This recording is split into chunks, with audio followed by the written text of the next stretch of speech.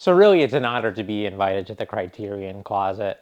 And by Criterion Closet, I mean my VHS closet, soon to be my Blockbuster closet. It was about a year ago. Oh, hi, Mabel.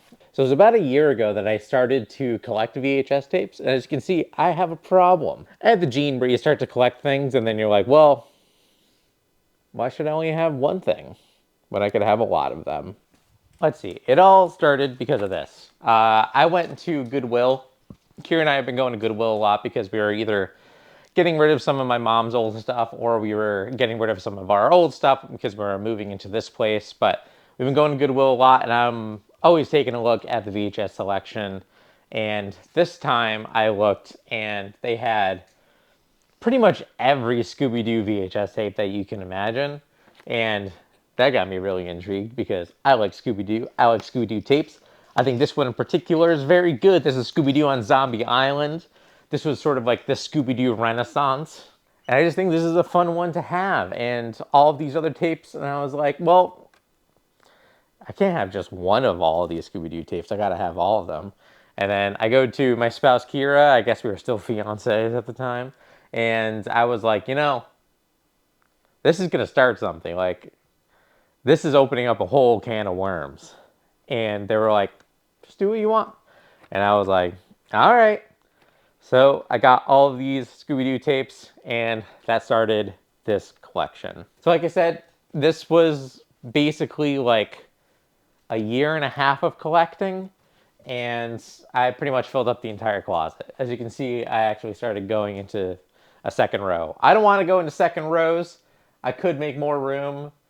We're just still in the transition period of moving. So I figure we can go through some of my tapes and talk about some individual ones in my collection and why I own them. First one I wanted to talk about is a Goofy movie. Now, I like a Goofy movie. I think it's a fun movie. And I think there's been sort of a renaissance of a Goofy movie. There was a new documentary called Not Just a Goof, I believe. And it was talking about the production of a Goofy movie. And I think it's good. I think there's a little bit of revisionist history with a Goofy movie because people are talking about how it's like, oh, it's the best Disney movie ever made and stuff like that. I think it's a fine movie. I don't think it was like as popular as people make it out to be, and Disney is kind of treating it like this like gem that I don't know. It just feels to me like everyone is talking about how much they love a Goofy movie. I don't think it was that loved back in the day. But I like it. I actually grew up with this direct-to-DVD sequel called An Extremely Goofy Movie. But I'm happy I got this one. This was definitely like a grail that I found. I'll keep up with the Disney trend. So this is Disney Theme Park Attraction Presents or whatever. And it talks about a day in the Magic Kingdom and a day at Epcot Center. Now, Kira and I are theme park people. We really like theme parks. Disney happens to make really good theme parks. Some would say we're Disney adults. I would say we're theme park adults who just happen to really like Disney. These tapes are really good. They're 2 tapes, and it's fun to look at them as sort of like time capsules of what the parks were like in the late 80s, early 90s. Something that I think is essential to any VHS collection is Titanic on VHS. Now, I had to get this because Titanic Fan 97. Listen, man, you can't have every single one. Some of them got to go to me. So this is why this is part of my collection.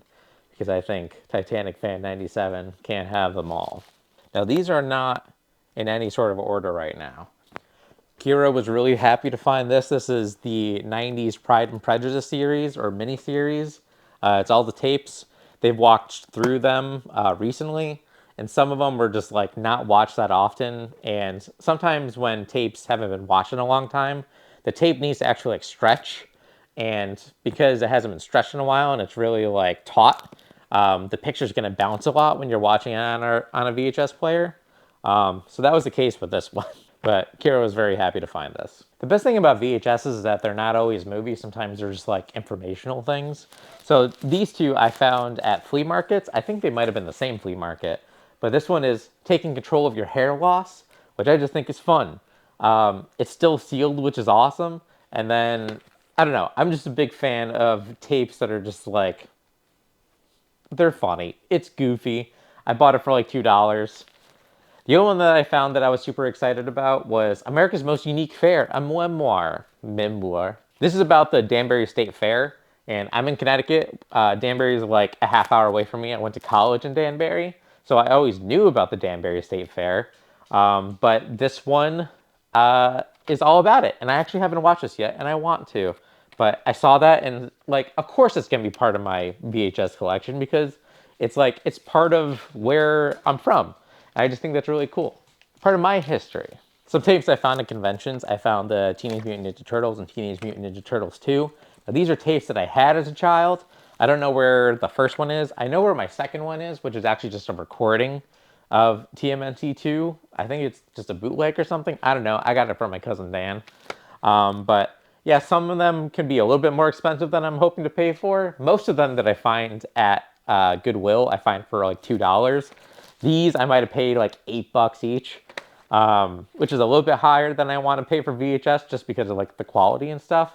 But this is just for sentimental reasons. Like I have these because that's what I grew up with. I actually just got the 4K editions of the TMNT movies from Arrow, and they look really good. But why not have both extremes? Worst possible quality and best possible quality. Finishing up talking about VHSs or my individual VHSs, I will talk about, this is the Pokemon. First 2 episodes, I believe, are on here. 2 or 3. I grew up having some of these. I think I still have one of my Johto tapes. You might be seeing Paris in frame right now. I just think anime is really cool, or like 90s anime is really cool to watch on VHS. I think it looks the best on there. So these are like the hardest to find, especially at like a good price. I think I actually did find these at Goodwill for $2, but you see these at conventions, you can get them for like $10 a pop. Also, a little bonus one, I found this one at a convention as well. This might have been the most expensive VHS tape that I got. I think it was like $10 to $15 or something. But it's Digimon the movie. I've been listening to the soundtrack a lot, and it's really good. Rewatched it, and yeah, it holds up. I mean, it's a strange movie. It's basically 3 short anime shorts that are all jam-packed together. Doesn't really make a lot of sense, but it's fun to watch. Yeah, I gotta start slowing down on VHS tapes, but I just think they're pretty cool. It's fun, it's nostalgic, it's a return to form. You know, we're in strange times right now. Sometimes we just need to curl up on the couch and watch a good old-fashioned tape.